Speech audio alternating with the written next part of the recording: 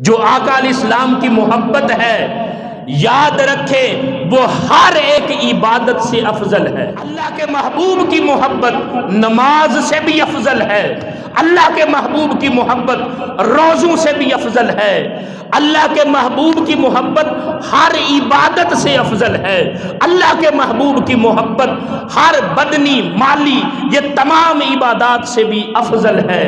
ارے میرے آقا کی محبت ہر نیک عمل سے بھی افضل ہے، اس لیے میرے آقا کی محبت سارے نیک اعمال سے افضل ہے۔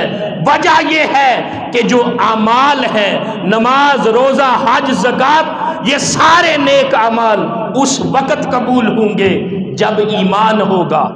اور ایمان کہاں سے ملتا ہے؟ ایمان کا مرکز اور محور فقط ذات مصطفیٰ ہے۔ جس کے سینے میں اللہ کے محبوب کی جس قدر محبت ہوگی، اس کا اسی قدر ایمان مضبوط ہوگا، اور جس کا جتنا ایمان مضبوط ہوگا، اس کے جو جتنے نیک اعمال ہیں ان کے قبولیت کے جو آثار ہیں وہ بھی نیک اعمال تب قبول ہوں گے جب ایمان ہوگا۔ اور ایمان کہاں سے ملتا ہے؟ فقط بارگاہ مصطفیٰ سے ملتا ہے۔ دوستان محترم، پہلے اللہ کے رسول کے ساتھ جو محبت والا، جو عشق والا، جو ادب والا، جو تعظیم اور توقیر والا رشتہ ہے اس کو مضبوط کرے۔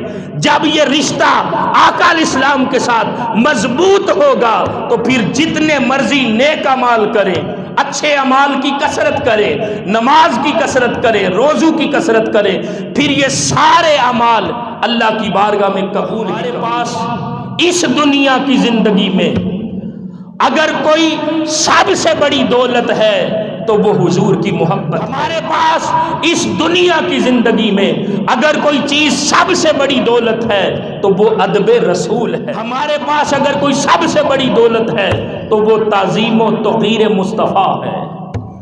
اس لیے کہ جس کے پاس یہ ساری چیزیں ہیں، حضور کی محبت ہے، حضور کا عشق ہے، حضور کے ساتھ تعظیم والا اور ادب والا رشتہ ہے، تو اس کے پاس ایمان ہے۔ اور جہاں اس ایمان کے ساتھ نیک اعمال ہوں تو وہ سارا کچھ اللہ کی بارگاہ میں قبول ہی قبول ہے۔